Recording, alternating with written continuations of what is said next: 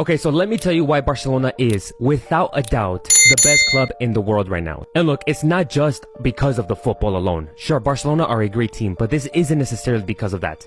It's mainly because they don't need to spend a crazy amount of money to compete at the highest level. They don't need millions and millions like other teams, especially in the Premier League, like Liverpool or even Chelsea do. For example, take a look at this summer transfer window alone. Here are the stats. The Premier League spent a staggering 4.15 billion euros or dollars, while La Liga spent only 795 million. Liverpool by itself spent nearly 300 million euros more than Barcelona's entire summer spendings. In comparison, here are the stats. Barcelona only spent 27.5 million euros. That's barely more than a simple championship club in England, not even a first division club in England, Wrexham, who I believe spent like 27.8 million euros. But even in spite of that, the crazy thing is that Barcelona reached the semifinals of the Champions League last season, and they were literally only one step away from winning that. They could have possibly beaten PSG. And meanwhile, in comparison, teams like Chelsea and Manchester United and other, obviously, like Premier League teams are literally spending so much money, but they don't bring in the silverware. So if we compare that, who's the one that's really getting their money's worth? Who's really getting like the value for the money?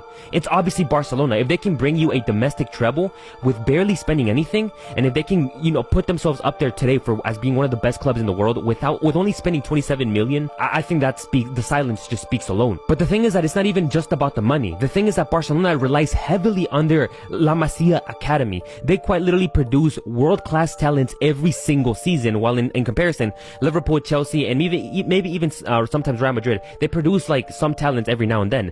But in comparison to Barcelona, it's just not the same. These teams have to rely more heavily on the transfer markets than Barcelona. And I think that's a key difference. Generating talent and not just buying it. I think that's one of the key characteristics for why you should be labeled the best club in the world. And Barcelona, on top of all of these Premier League teams, on top of Real Madrid and most of the teams in Europe, they have that on top of them. So please, when you talk about football, don't just let the fame or the money spending or the stats necessarily or the trophies do the talking. Barcelona got the trophies in, but it's more about the efficiency. It's about the talent production. It's about the dominance that you can have without breaking the bank. I think that is a characteristic of who is the best club in the world, and I think that Barcelona, on top of anybody else in the world right now, possesses that, and I think it's a reason why they're the best club in the world. But culers, Madridistas, anybody, please let me know your thoughts and opinions on welcome criticism. Ladies and gentlemen, this could be the worst possible news we could all hear right now. Now, I'm not lying to you. In fact, I'm gonna get straight to the headline.